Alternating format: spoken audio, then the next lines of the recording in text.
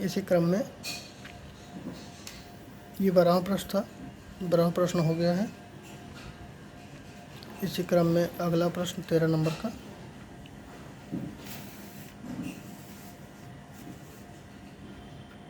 एक ठोस घनत्व की लंबाई चौड़ाई और ऊंचाई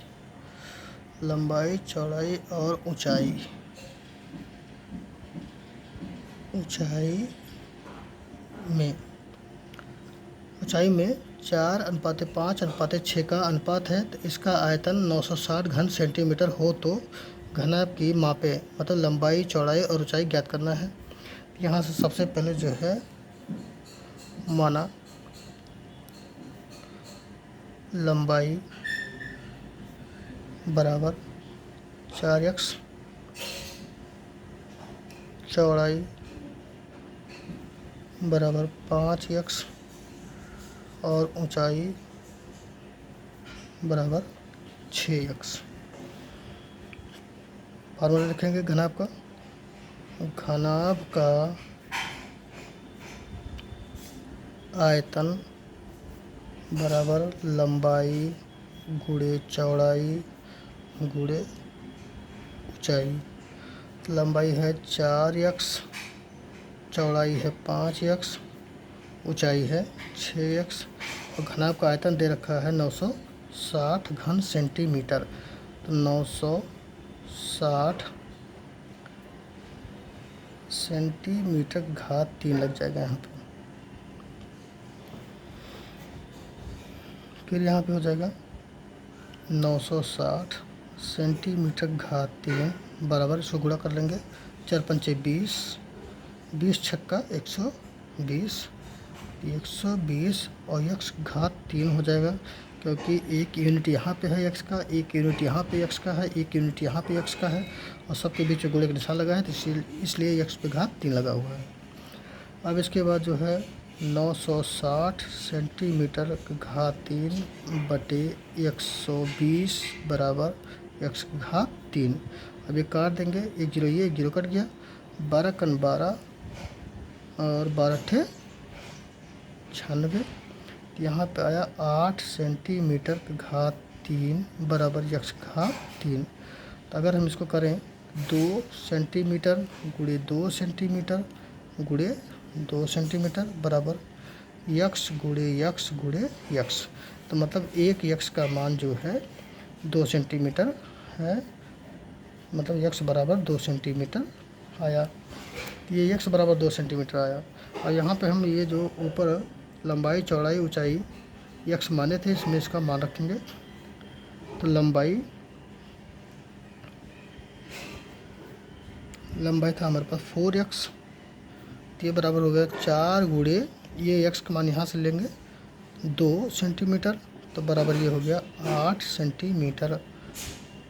चौड़ाई 5x था, तो यहाँ पे 5 गुणे 2 सेंटीमीटर, x की जगह पे यही 2 सेंटीमीटर रख रहे हैं यहाँ से ये वाला, तो ये हो गया 5 गुणे 10 सेंटीमीटर। ऊंचाई 6x बराबर 6 गुणे 2 सेंटीमीटर बराबर 12 सेंटीमीटर। तो ये जो है, जो यहाँ पे लंबाई चौड़ाई ऊंचाई ज्ञात करना था, ये लंबाई चौड़ाई ऊंचाई इसका यह हो गया। अगला प्रश्न है x घात 2 -1 -2y घात 2 का गुणनखंड करना है। तो सबसे पहले x घात 2 -1 -2y घात 2, यहाँ पे ये जो इतना है ये किसी का विस्तारित रूप है। तो यहाँ पे x घात 2 माइनस अगर देखा जाए a प्लस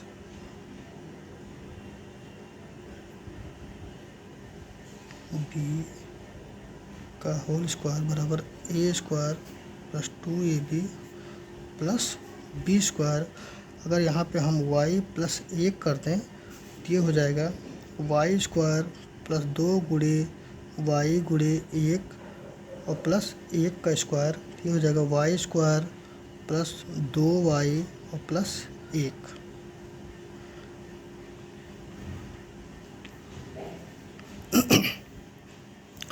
यदि हम ये x घात 2 और -1 बाहर रखें और इसके बाद ब्रैकेट लगाएं तो यहाँ पे हो जाएगा 1 प्लस 2y और प्लस y घात 2।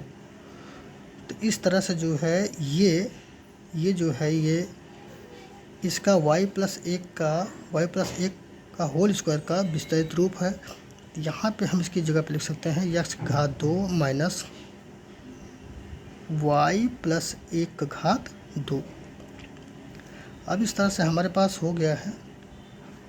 मान लीजिए ये a है और ये b है, इस पे घात लगा है, इस पे घात लगा, तो इसका जो है आगे होगा a माइनस बी एक ब्रैकेट में और a प्लस b एक ब्रैकेट में।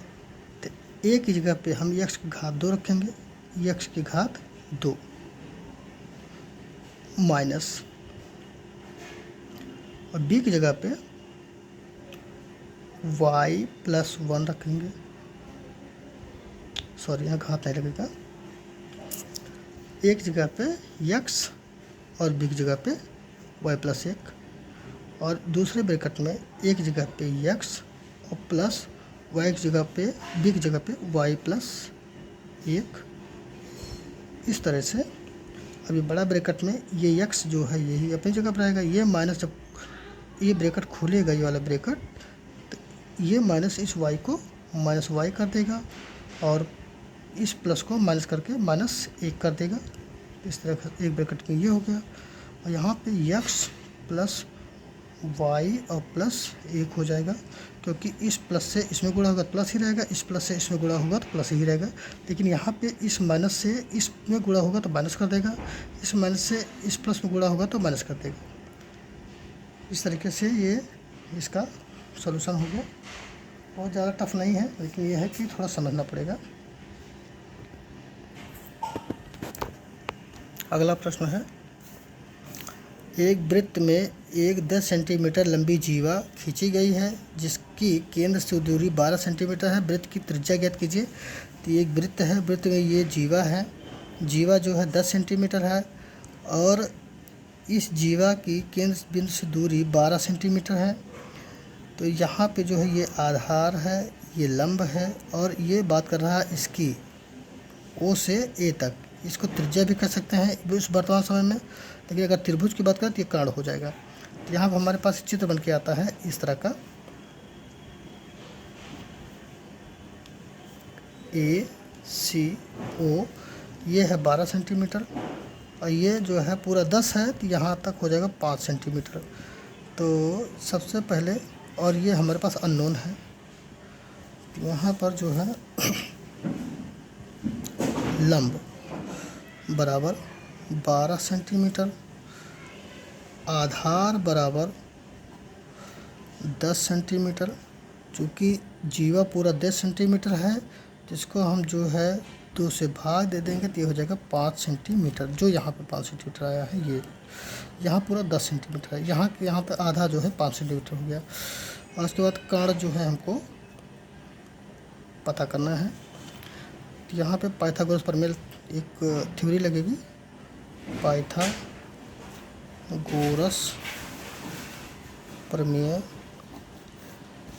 यहाँ पे हो जाएगा कर्ण का वर्ग बराबर आधार का वर्ग और प्लस लंब का वर्ग। तो कर्ण का वर्ग पता करना है, आधार का वर्ग हमारे पास है 12 सेंटीमीटर घात 2 प्लस लंब है, सॉरी आधार 5 है, यहाँ 5 कर देंगे, आधार 5 है, आधार 5 वर्ग सेंटीमीटर घात 2 और लंब जो हमारे पास है 12 सेंटीमीटर पूरे का घात 2। ये हो जाएगा 25 सेंटीमीटर स्क्वायर और प्लस ये हो जाएगा बराबर है में 144 सेंटीमीटर स्क्वायर। यहाँ कर्ण का वर्ग लिखते जाएंगे। फिर यहाँ पे कर्ण का वर्ग बराबर ये 25 और 144 जुड़ेगा तो ये हो जाएगा 169 सेंटीमीटर घात 2। अब ये यहाँ पे अंडर रूट हटाने के लिए ये जो है ये स्क्वायर हटाने के लिए इस पे अंडर रूट लगाना पड़ेगा। तो कर्ण बराबर अंडर रूट 169 सेंटीमीटर स्क्वायर। जिसको हम कर सकते हैं कर्ण बराबर अंडर रूट 13 सेंटीमीटर गुणित 13 सेंटीमीटर। इसका मतलब कर्ण बराबर, अब इसमें से एक जोड़ा बन गया है तो इसमें से एक बाहर हो जाएगा तो 13 सेंटीमीटर। तो यहाँ पे कर्ण जो 13 सेंटीमीटर आया है यही जो है वृत्त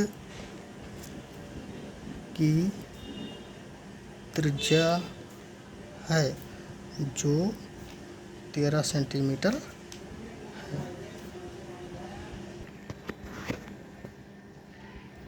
यह हमारे पास अगला प्रश्न है। संख्या 1 से 20 तक की सम संख्याओं का समांतर माध्य ज्ञात कीजिए। सबसे पहले हम जो है 1 से 20 तक के बीच जो 1 से 20 तक सम संख्या हम पहले लिख लेंगे। यहाँ पे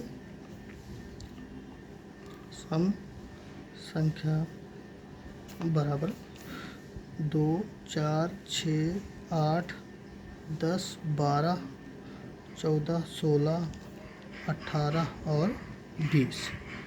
अब इन्हीं नंबरों का जो है समांतर माध्य ज्ञात करना है। तो समांतर माध्य बराबर पदों का योग बटे पदों की संख्या। तो पदों का योग, इसमें सबको जोड़ देंगे। 2 + 4 + 6 + 8 + 10 + 12 + 14 + 16 + 18 और + 20। इसके बाद जो है कितने पद हैं? 1, 2, 3, 4, 5, 6, 7, 8, 9, 10। यहाँ पे नीचे 10। अब इसको सबको हम जोड़ लेंगे ऊपर। तो ये सब जोड़ने पे आएगा हमारे पास 110 और नीचे 10। तो इसका ये 0 और इसका ये 0 कट गया तो यहाँ पे बचा सिर्फ 11। तो यहाँ पे समांतर माध्य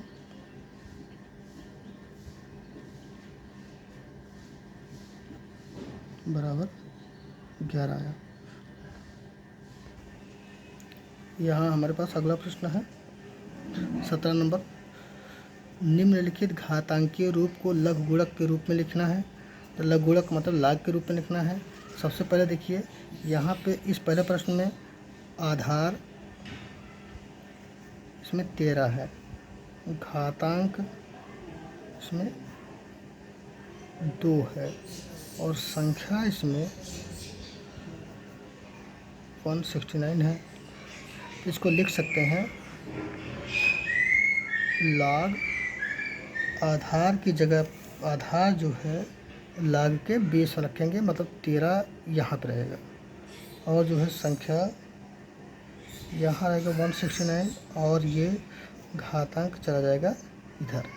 तो इस तरह बहुत सिंपल है, ये हो गया। ठीक है। इसी तरह से इसमें आधार बराबर 10, घातांक बराबर -3, संख्या बराबर 1/10 की घात 3। ये हो जाएगा log आधा रखेंगे यहाँ पे, संख्या रखेंगे 1/10 की घात 3 यहाँ और बराबर यहाँ पे -3।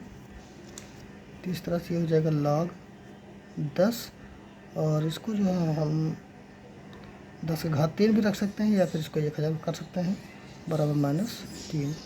ये हो गया।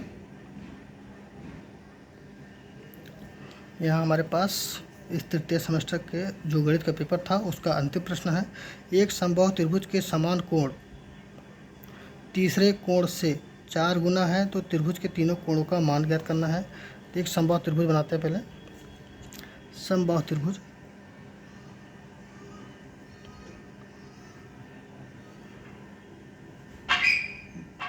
अब यहाँ पर ये भुजा इस भुजा के बराबर है और यह कोण इस कोण के बराबर है, ये कोण इस कोण के बराबर है। और मानते हैं ये पहला कोण है, ये पहला कोण है, ये दूसरा कोण है और ये तीसरा कोण है। तो यहाँ पे कह रहा है समद्विबाहु त्रिभुज के समान कोण, मतलब ये दोनों जो समान कोण है ये तीसरे कोण का 4 गुना है, मतलब ये दोनों 4-4 गुने हैं। तो त्रिभुज के तीनों कोण, तो मान लीजिए यहाँ पे लिखना पड़ेगा, माना तीसरा कोण बराबर यक्स। तो पहला कोण हो जाएगा, पहला कोण बराबर हो जाएगा 4x, दूसरा कोण हो जाएगा 4x। अब चूंकि हमको पता है कि किसी त्रिभुज के अंतःकोणों का योग 180 अंश होता है, तो यहाँ पे त्रिभुज के तीनों अंतः कोणों का योग बराबर 180 डिग्री होता है। तो तीनों अंतः कोण कौन कौन से हो गए, यक्स प्लस 4x और प्लस 4x, मतलब इसमें पहला, दूसरा और तीसरा बराबर 180 अंश। ये 4, 4, 8 और 1 9, यहाँ हो गया कुल 9x बराबर 180 अंश। x अपनी जगह पर रहेगा, 180 के नीचे जाएगा 9 और इसको भाग दे देगा, 9 का 9 2 दूरी 18।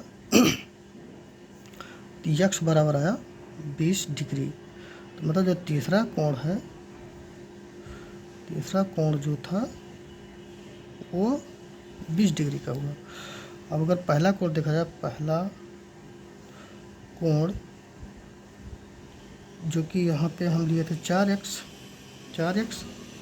पहला कोण 4x, तो यहाँ पे 4x लिखेंगे, 4x बराबर 4 गुणे x का मान 20 आया है तो 20 यहाँ रखेंगे, तो बराबर हो गया 20 चौक 80 अंश। इसी तरीके से दूसरा कोण भी 4 गुना है तो 4x है ये, और 4 गुणे 20 बराबर 80 अंश।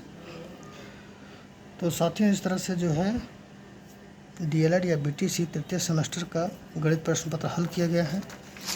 यदि आपको इन प्रश्नों में या इस सॉल्यूशन में कोई समस्या, कोई दिक्कत होती हो तो आप हमारे कमेंट बॉक्स में कमेंट कर सकते हैं। इसके अलावा हमारे चैनल को सब्सक्राइब कर सकते हैं, अपने दोस्तों के साथ शेयर कर सकते हैं, जिसके साथ साथ आपका भी ज्ञान बढ़ेगा और आपके दोस्तों का भी ज्ञान बढ़ेगा। और बहुत बहुत धन्यवाद। नेक्स्ट जो है अगला कोई वीडियो ज़रूर बनाएंगे, 1-2 दिन में अगला वीडियो ज़रूर अपलोड करेंगे।